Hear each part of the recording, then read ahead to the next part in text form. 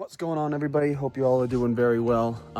This video is kind of the video that I thought I was going to make after doing the ProCharger install. After I gave that update a little bit, I kind of thought about it and just really talked it over with my fiance, and I ended up having the rest of the kit be installed professionally. It just took up way too much time that I did not have. And I just wanted to kind of move that on. So I was able to get that out of the garage, towed down to a local shop, and that is now in the tuning phase. So it's almost complete. And it kind of worked out well because I had planned it out on my calendar, kind of what parts I was gonna do for each of the days. And by the time he's gonna be finished was about the time that I was gonna be done. So it's not like I gained any time, didn't lose any time. It just finished right on the dot. So we are working with MPT, of course, and getting that finished up. But that's not what you're here to know. I just want to give that information. But I can at least supply you with a lot of good tips, pretty much up to the intercooler for installing the ProCharger. Because after that, it's tubing and a couple other smaller things, I think, or I should say, like, intercooler tubing and stuff like that. So without further ado, let me give you some couple tips to install your ProCharger at home. You should watch this whole video in full before you start each step of the install process, only because you don't want to try to get going on something and then realize, damn, he already covered that in the video. I should have just listened. But we're all guilty of that. So that's just a public service announcement for that. So shameless plug, don't forget to follow me on my socials. The links to those are in the descriptions. All right, anyway, let's get into it.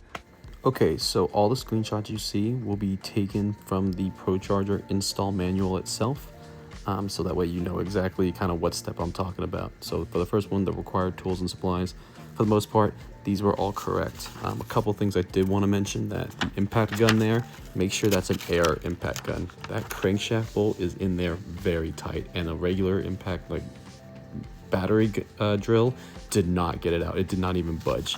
So make sure you get an air one. I think I used about 90 psi to get it off, or maybe a little bit more, but start with that. Also, definitely get the extensions for all your socket sets. Those are important. That's going to help you out. Another one, I know it says it on there a little bit, but make sure you have the socket set for like the Allen key or like the hex key sets. That's just going to make installing the head unit way quicker. I started using Allen keys, and that was such a mistake.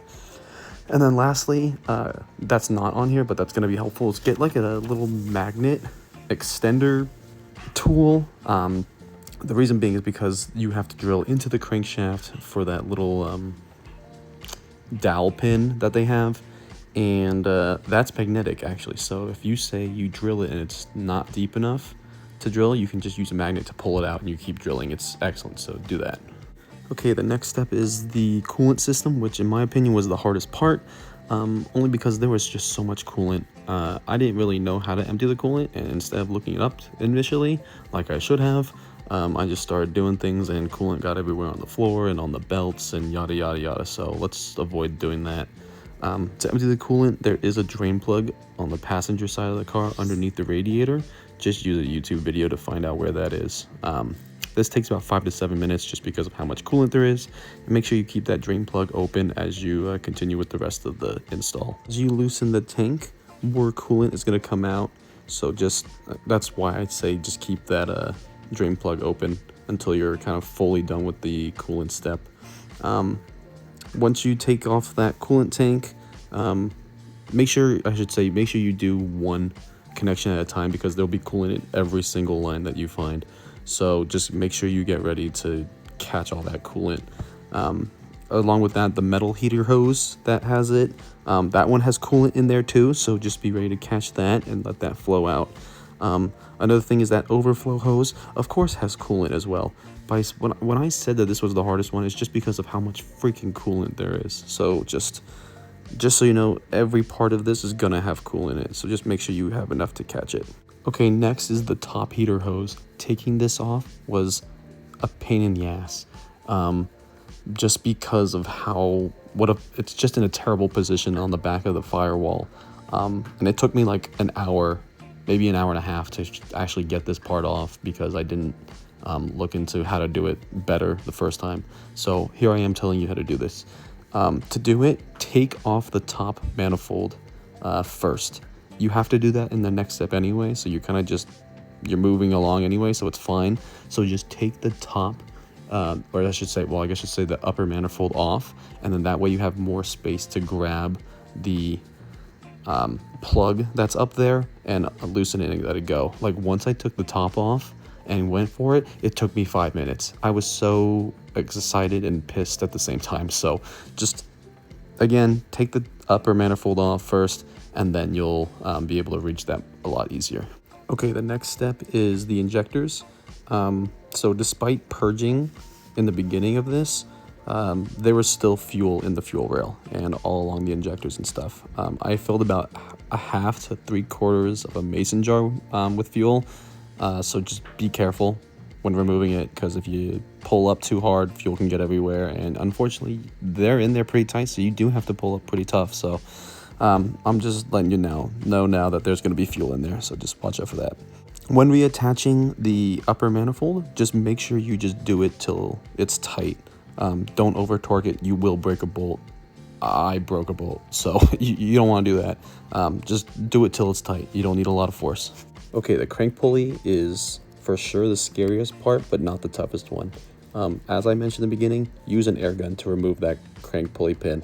It's in there tight, so just use that. When you are about to drill, just make sure that your supplied drill goes through and into the jig. Mine was a little tight, so I had to pre-drill mine a lot more to make sure that I didn't have any issues once I got to the crank part. Another thing is, when putting the tape on the drill bits to know how far you go, you want to go to the shelf. I did a little doodle in the bottom left there, so use that as a guide. Since the pin is sitting flat, it's not, tapered in. That's where the pin's gonna sit, so you want to measure from the shelf, or the shoulder of the drill bit there. Lastly, this thing took a while. I mean, it was a solid 10 minutes of drilling, and I went through 3 drill batteries. That pin has to sit flush, so if it's not deep enough, like I said in the beginning, use their magnet, pull the pin out, and keep going. Okay, for the head unit and the bracket, it talks about it in the instructions, but the spacers are important, so make sure you're using the correct spacers.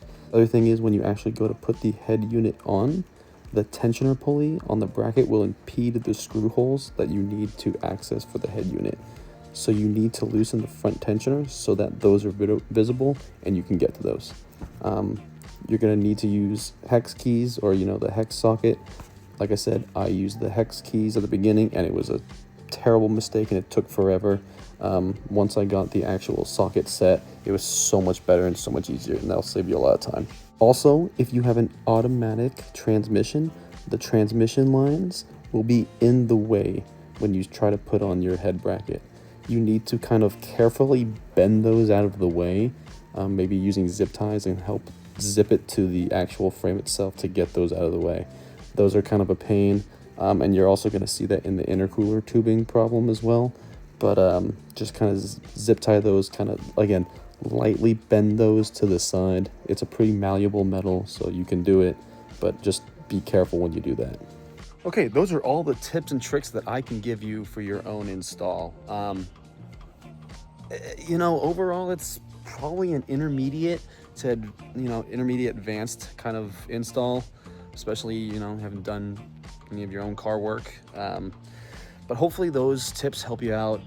And honestly, if you have any other questions, go to the 3.7 liter Facebook group. So many people have helped me out in that. They just have way more knowledge than I do, and can help you with the smaller other nitty-gritty things that maybe I didn't talk about in this video that you're struggling with. So good luck with your install, and until next time, we'll catch you later. Deuces.